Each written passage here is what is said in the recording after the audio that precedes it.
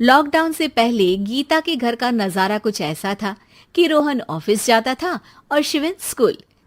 जिनके घर से जाने के बाद गीता काम खत्म करके बाकी समय आराम करती थी।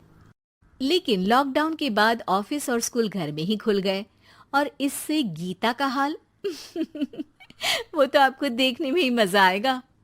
शिविन, ओ शिविन, महाराज उठने के लिए क्या 21 तोपों की सलामी लेंगे?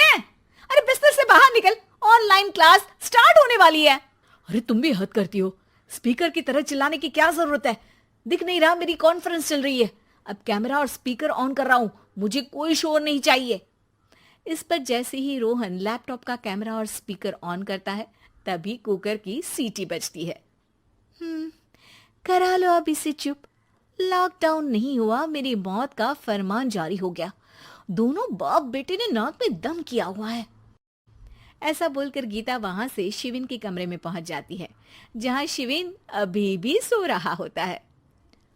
ओ आलसी, अब अगर 5 मिनट में नहीं उठाना तो आज तेरा गेम और यूट्यूब कैंसिल। माँ की बात सुनकर शिविन बिना 1 मिनट गंवाए उठ खड़ा होता है। उठ गया, अभी नहाकर भी आता हूँ। ये नाटक कहीं और, मुंह पर गीला कपड़ा मार और पढ़ने बैठ। शिविन की ऑनलाइन क्लास स्टार्ट हो जाती है, जिस पर गीता उसे वहां बिठाकर रसोई में चली जाती है। थोड़ी देर में उसे कमरे से कुछ आवाज सुनाई देती है, जिसे सुनकर वो कमरे में वापस आती है। हाय राम, तुझे क्लास अटेंड करने के लिए बोला था, कैमरा ऑफ करके बिस्तर पर नाचने के लिए नहीं बोला था। मम्मी मुझे कुछ समझ नहीं आ रहा, आप बाद में पढ़ा देना ना, वैसे भी अटेंडेंस तो लगी गई है। हाँ हाँ बेटा, जरूर बन जा। तू अभी से हम सबका बाप बन जा। अरे नहीं मतलब कहाँ से लाते हो इतना दिमाग, और पढ़ाई करते हुए ये चला कहाँ जाता है? नाइस क्वेश्चन, दिमाग से पूछकर बता दूंगा। शिविन की बातों से परेशान होकर गीता उसे मारने के लिए जैसे ही आगे बढ़ती है तभी वो कमरे से बाहर भाग जाता है। अब शिविन आगे आगे और गीता हाथ में चप्पल पकड़े उसके पीछे पीछे पूरे घर में दोनों घूम रहे होते हैं। इसी बीच वो रोहन के पास पहुंच जाता है और शिविन को मारने वाली चप्पल रोहन के लैपटॉप पर जाकर गिरती है। ओए माँ! मम्मी, अब पापा को चप्पल मार रही हो? वो आज तक के रिपोर्टर, चुपचाप जाकर क्लास अटेंड कर ले, नहीं तो अगली तेरे पीछे लगेगी। इस पर शिविन वहां से चला जाता है, जिसके बाद रोहन गीता से कहता है, इस सर्कस के लिए कुछ बोलना चाहोगी? अरे क्या करूं, जब से तुम दोनों घर में रहने लगे हो, घर अपने आप ही सर्कस बन गया है और मैं तुम्हारी नौकर। कभी बेटी को संभालो तो कभी बाप के नखरे उठाओ।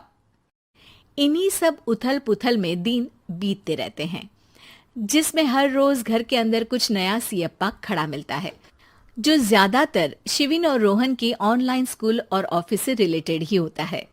एक सुबह, शिविन चल उठ, आज की क्लास जल्दी है। कैमरा ऑफ करके आप अटेंड कर लो।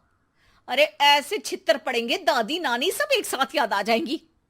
गीता की लाख मशक्कतों के बाद क्लास तो खत्म हो जाती है, लेकिन उसके बाद शिविन फोन इस्तेमाल करते हुए इंस्टाग्राम रील बनाने लगता है। रसोड़े में कौन था? तुम थी, मैं थी, कौन था? कौन था? हाँ, मैं गरीब हूँ। अरे ओ गरीब के बेटे, आजा, मैं बनाती हूँ तुझे गरीब। मैं बताती हूँ रसोड़े में कौन था। पढ़ाई करने बोलो तो इनकी माँ मर जाती है, और ये पागलपंतियां जितनी मर्जी करा लो। गीता शिविन को डांट रही होती है, तभी रोहन बीच में बोल पड़ता है। अरे बच्चा ही तो है, इतना गुस्सा क्यों कर रही हो? बेटे का साथ देने की इसी एक कोशिश में अब शिविन के साथ साथ रोहन भी गीता के गुस्से की सूली पर चढ़ जाता है। अगर बेटे पर इतना ही प्यार आ रहा है तो इसे क्लास अटेंड क्यों नहीं कराते, इसका होमवर्क क्यों नहीं कराते? उस समय तो बहुत जल्दी मीटिंग आ जाती है, वो काम मैं करूं और यहाँ इस बेफिजुली की चीज में तरफदारी करके बन जाओ महान। हे भगवान, कोई तो इनके ऑफिस और स्कूल खुलवाओ, मैं इन्हें और घर में नहीं सह सकती।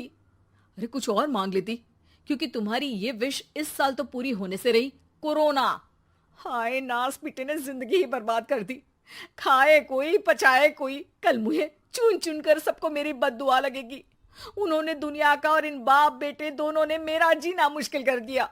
गीता वहां से चली जाती है, जिसके बाद रोहन शिविन से कहता है, अरे तुम्हारी मम्मी इतनी भड़की हुई क्यों है? आपकी वजह से पूरा समय घर में रहते हो और उस पर कोई काम कराने की जगह बस ऑर्डर देते रहते हो। अच्छा बेटे, सारा इल्जाम मुझ पर? पूरा दिन तो वो तुम पर ही चिल्लाती है।